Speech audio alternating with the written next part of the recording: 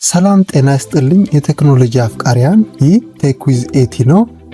አዲስ ኮምፒውተር ለመግዛት ሱቅ ሲሄዱ ወይም ኦንላይን ላይ ሲፈልጉ መጀመሪያ የሚመጣልን ትልቁ ጥያቄ ምንድን ነው? ላፕቶፕ ልግዛ ወይስ ዴስክቶፕ የሚለው። በተለይ በአሁኑ በ2026 የቴክኖሎጂ ዓለም ላይ ከፍተኛ ለውጥ ይታያል። የላፕቶፕ ፕሮሰሰሮች በጣም ኃይለኛ ሆነዋል። በሌላ በኩል ደግሞ የዴስክቶፕ ግራፊክስ ካርዶች እና የኤአይ አቅም ወደ ሌላ ደረጃ ተሸጋግረዋል። ታዲያ በዚህ ዓመት የእርስዎን ገንዘብ የትኛው ላይ ቢያወጡ የተሻለ ነው? በዚህ ቪዲዮ የትኛው የበለጠ ፍጥነት አለው፣ የትኛው ረጅም ዓመት ያገለግላል እና በዋጋስ የትኛው ያዋጣል የሚሉትን 5 ወሳኝ ነጥቦችን በማየት መጨረሻ ላይ ለእናንተ የሚሆነውን ትክክለኛ ውሳኔ እንወስናለን። ለቻናላችን አዲስ ከሆናችሁ ሰብስክራይብ ማድረጉ እንዳትረሱ። በቀጥታ ወደ መጀመሪያው ነጥብ እናልፋለን።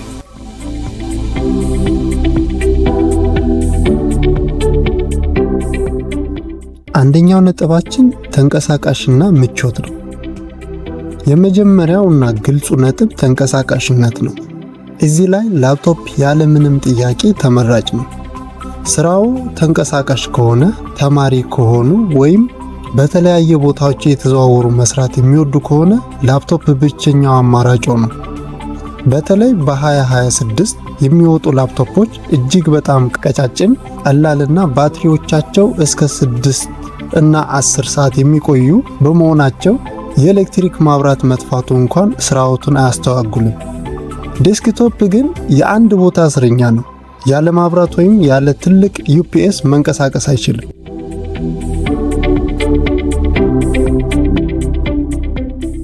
ሁለተኛው ነጥባችን ደግሞ አፈጻጸምና ጉልበት ነው። እዚህ ላይ ነገር ግን እኩል ዋጋ ያላቸውን ላፕቶፕ እና ዴስክቶፖች ጎን ለጎን ብናወዳድራቸው ዴስክቶፕ አፈጻጸም ወይም ፐርፎርማንስ ላይ ላፕቶፕን አመድ ያድርገዋል።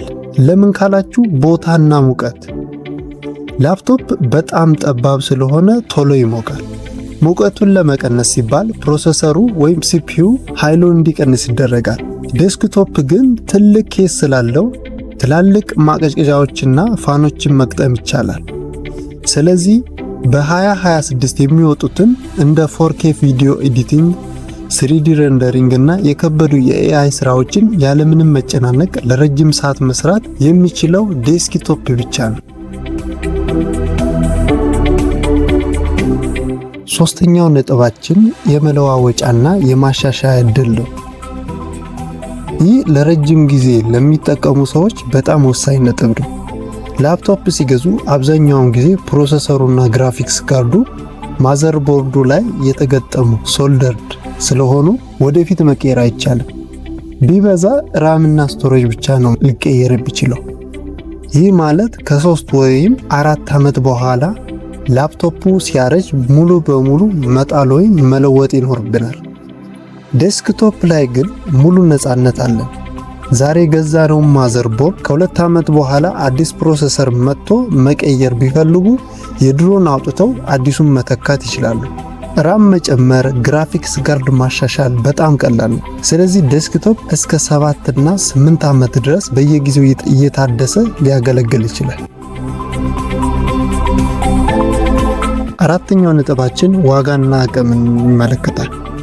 አሁን ወደ ዋና ጉዳይ እንምጣ፣ ወደ ዋጋ። ባጭሩ ለመናገር ዴስክቶፕ ከላፕቶፕ እጅግ በጣም ረካሽ ነው። ለምሳሌ ያህል አንድ እጅግ በጣም ፈጣን የሆነ ላፕቶፕ ለመግዛት የሚጠይቀውን ተመሳሳይ ወጪ ዴስክቶፕ ላይ ካወጣን ከላፕቶፑ በ2 እጥፍ የሚበልጥ አቅም ያለው ኮምፒውተር መገንባት ወይም መግዛት እንችላለን። ላፕቶፕ ላይ የምንከፍለው ለቀጭንነቱ፣ ለስክሪኑ፣ ለባትሪውና ለተንቀሳቃሽነቱ ጭምር ስለሆነ የቴክኖሎጂ ራው ፓወር ዋጋው ይወደዳል። ለዚህ ነው ላፕቶፕ በዋጋ እጅጉን ከፍ ያለው። አምስተኛው ነጥባችን የሥራ ቦታ ምቾት ነው። ማለትም ላፕቶፕ ትንሽ ስክሪንና ጠባብ ኪቦርድ ነው ያለው። ለረጅም ሰዓት አንገት ደፍቶ መስራት ለጤና በጣም አስቸጋሪ ሊሆን ይችላል። ዴስክቶፕ ግን ከፈለጉ 27 ኢንች ወይም 32 ኢንች ትልቅ ሞኒተር፣ የሚመቾትን ኪቦርድና ማውስ መርጠው በነፃነት ሰፋ አድርገው እንዲሰሩ ያስችሎታል። በእርግጥ ለላፕቶፕም ሞኒተር መሰካት ይቻላል፣ ነገር ግን ይህ ተጨማሪ ወጪን ያካትታል። ስለዚህ ለስራ ቦታ ምቾት እና ለጤንነታችን የሚረዳን ዴስክቶፕ ነው ማለት ነው። እንግዲህ ሁሉንም ካየን ዘንድ በ2026 የትኛውን እንግዛ?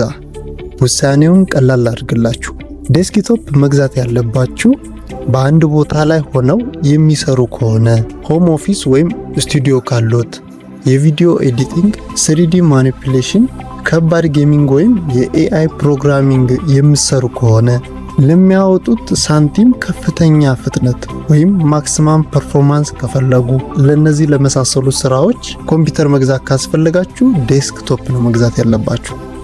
ላፕቶፕ ደግሞ መግዛት ያለባችሁ ተማሪ ከሆኑ ወይም ስራው ሪሞት ወይም ፊልድ ወርክ የሚሰሩ ከሆነ፣ ቦታ እየቀያየሩ የሚሰሩ ከሆነ፣ ሌላኛው ደግሞ የኤሌክትሪክ መብራት መቆራረጥ ስራዬን እንዳያስተጓጉልብኝ ካሉ ባትሪ ስላለው ላፕቶፕ፣ እንደገና ደግሞ የሚሰሩት ስራ መካከለኛ የቢሮ ስራ፣ ጽሁፍ፣ ሶሻል ሚዲያ ማናጅመንት ወይም ቀላል ፎቶ ኤዲቲንግ ከሆነ ላፕቶፕ ብትገዙ ተመራጭ ይሆናል። ታዲያ እናንተስ ለምትሰሩት ስራ የትኛው የበለጠ የተመቻችሁ ይመስላል? አሁንስ እየተጠቀማችሁ ያላችሁት የትኛውን ነው? ኮሜንት ላይ ያሳውቁኝ። ቪዲዮ ከጠቀማችሁ ላይክ ማድረጉንና ለጓደኞቻችሁ ማጋራቱን አትዘንጉ። በቀጣይ ቪዲዮ እስከምንገናኝ ድረስ ሰላም ሁኑ።